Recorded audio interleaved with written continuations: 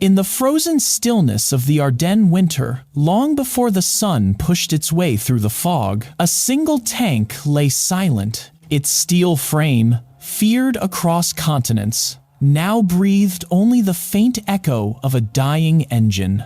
For the men standing beside it, the silence said more than any report ever could. Something deeper than machinery had failed. Something fundamental. Most stories of war begin with the clash of armies. This one begins with a question whispered in the dark. How does a force built on iron, discipline, and ambition come to a halt not by enemy fire, but by the emptiness of a fuel gauge? The answer was not lying on a battlefield. It was stacked quietly in an abandoned American depot, where rows of untouched gasoline cans gleamed in the dawn like a revelation. That morning, as German troops crowded around 50,000 gallons of American fuel, a realization colder than the December wind settled over their commander. Victory would not be decided by courage or tactics.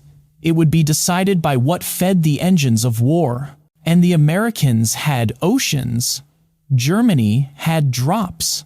Modern wars rarely collapse in a single moment. They unravel quietly through shortages, delays, and decisions made months before the first shot is fired. By the summer of 1944, the German war machine was already bleeding from within. Allied bombers had reduced synthetic fuel plants to twisted metal, cutting production by more than 90%. What flowed from the Reich's refineries no longer matched the demands of a mechanized army stretched across continents. Commanders rationed gasoline by the liter. Aircraft sat grounded. Veteran tank crews trained on maps instead of engines. Yet Adolf Hitler envisioned one last reversal of fate, a massive winter offensive through the Ardennes. Its purpose was brutally simple: break the American front, seize Antwerp, and split the Allied coalition. But hidden beneath the boldness was a truth that only his logisticians dared whisper. The assault had no hope, unless German forces captured American fuel along the way. For Joachim Peiper and his Kampfgruppe, this reality defined every choice before the battle even began. Peiper's armored spearhead, designated the Schwerpunkt of the offensive, received just 31,000 gallons of fuel, barely enough for 50 miles of combat operations. The Meuse River, their essential objective, lay 65 miles away. The mathematics were merciless. Success depended not on maneuver, but on seizing depots the Americans might abandon. When Peiper attended the final briefing on December 14th, his orders reflected this desperation.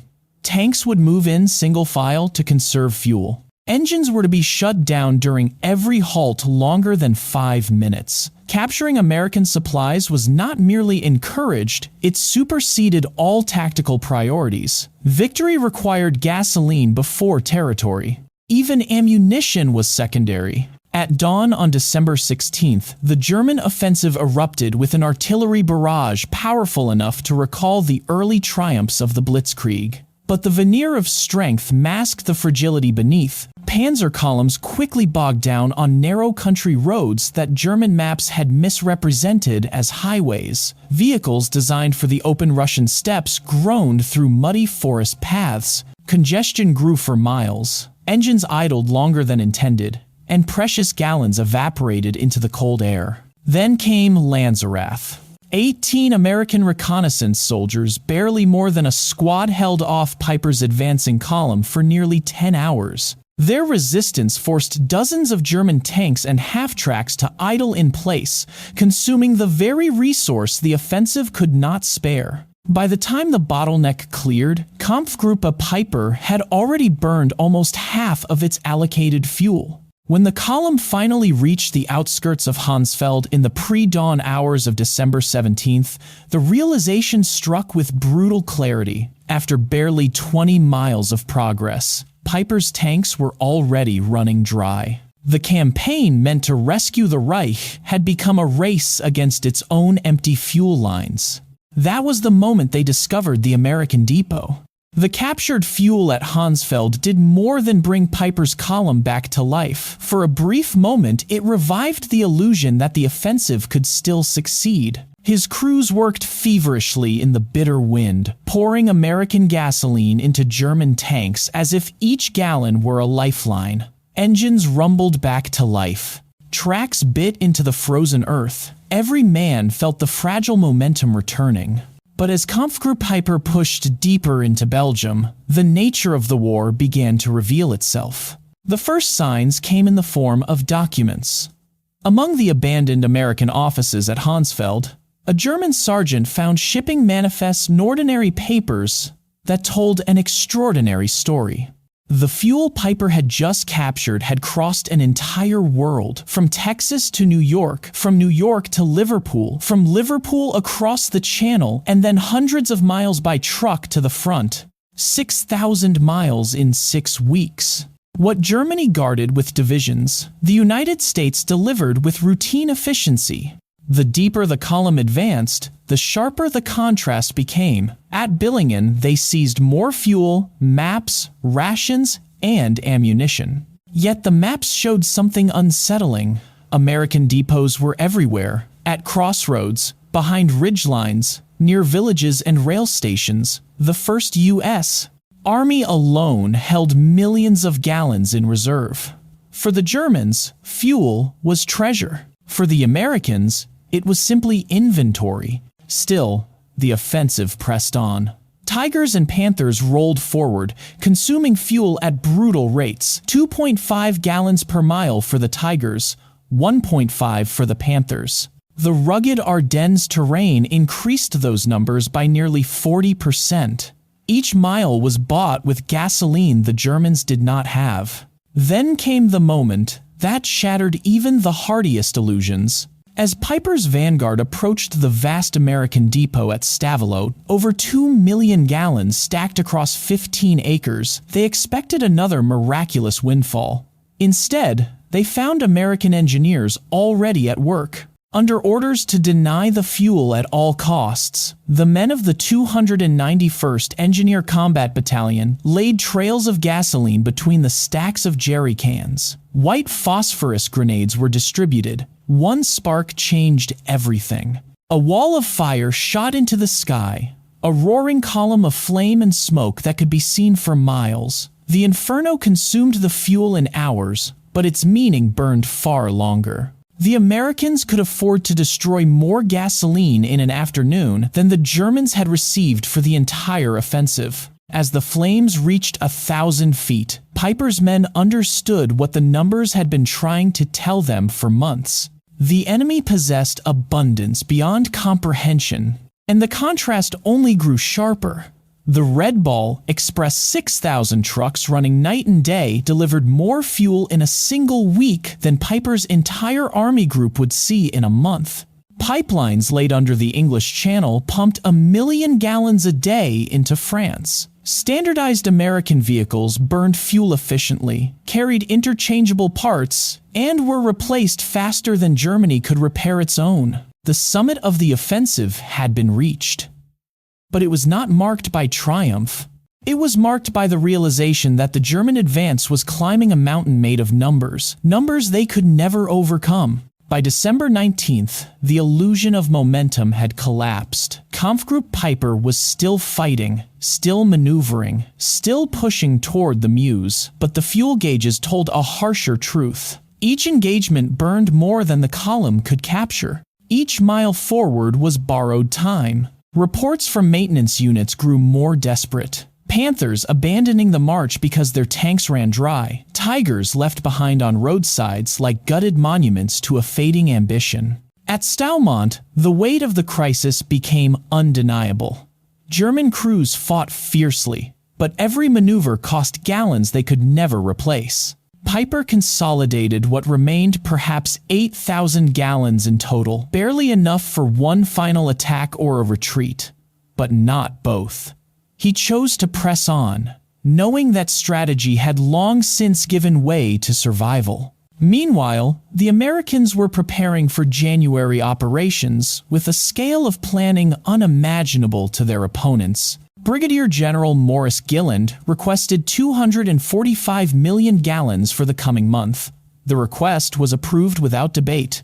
On the same day, U.S. C-47 transports flew hundreds of sorties into the besieged town of Bastogne, delivering more fuel to a single surrounded garrison than Peiper's entire formation possessed at its peak. Clear skies on December 23rd sealed the German fate. Allied aircraft took to the air P-47 seconds, B-26 seconds, and fighter bombers, each burning fuel by the hundreds of gallons every hour. One day of air operations consumed more gasoline than Germany had allocated for its entire winter offensive. Bombs fell on roads, bridges, and supply lines, turning the German advance into a patchwork of isolated pockets.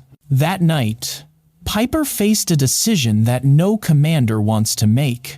With the encirclement tightening around La Glaise, the last drops of fuel were pooled into a handful of vehicles. The remaining tanks, half-tracks, and trucks machines worth fortunes in steel and manpower were drained dry. Crews smashed radios, set demolition charges, and prepared to abandon the armored beasts they had spent years mastering. The next hours unfolded in a quiet more haunting than battle. Men who had once charged across continents now slipped through forests on foot, carrying only what they could. Behind them, 39 tanks, 70 half-tracks, and 177 vehicles sat waiting for destruction. When the explosions came, they lit the night with brief bursts of orange final markers of a force that had moved 60 miles, captured depots, shattered towns, and yet had been defeated not by an enemy maneuver, but by the simplest arithmetic of war. Of the 5,000 men who began the operation with Kampfgruppe Peiper, roughly 770 would return. The Ardennes had taken its toll in lives and steel, but its most devastating blow was conceptual. The battle revealed, with unflinching clarity, the boundary between courage and capability. German troops had fought with determination. Their tanks had proven formidable. Their commanders had been experienced. But none of that mattered once the fuel was gone. For the first time, it became undeniable. Modern war was no longer a contest of will. It was a contest of supply. From the American perspective, the Battle of the Bulge was not merely a test of courage.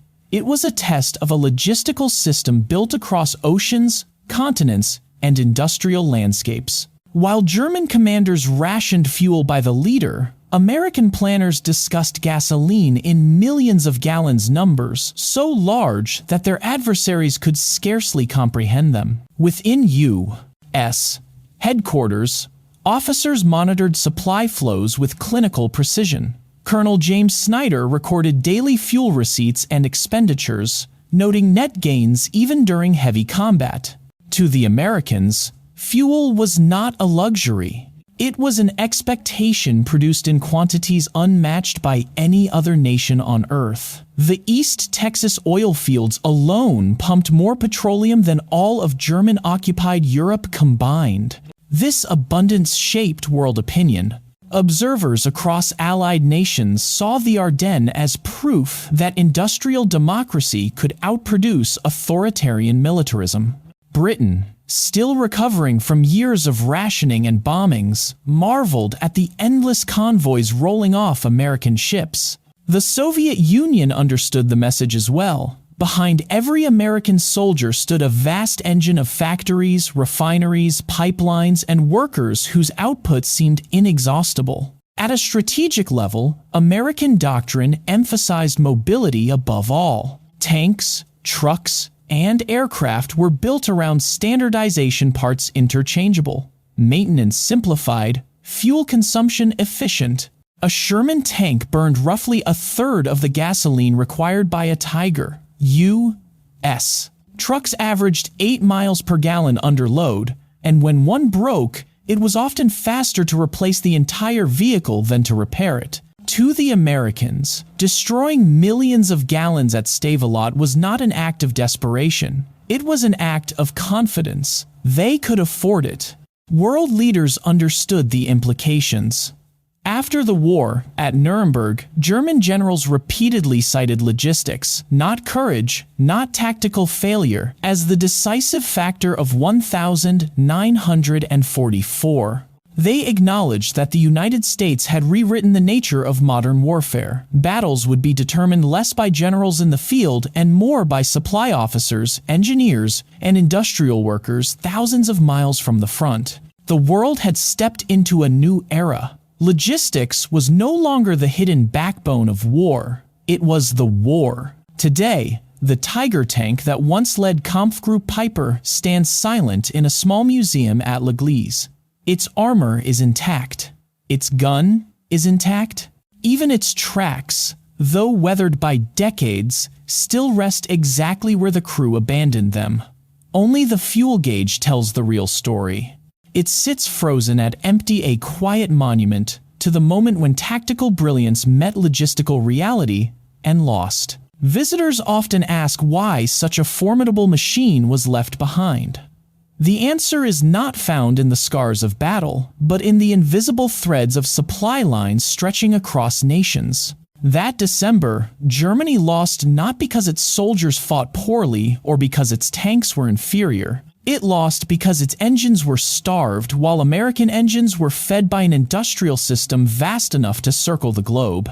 The legacy of Honsfeld and Stavelot reaches far beyond the Ardennes. It marked the end of the romantic myth that wars are won solely by bravery, bold maneuvers, or the genius of generals. The truth was harder, colder, and more enduring. Modern warfare is a contest of production, fuel, transportation, and the relentless capacity to sustain movement. Courage matters. Skill matters.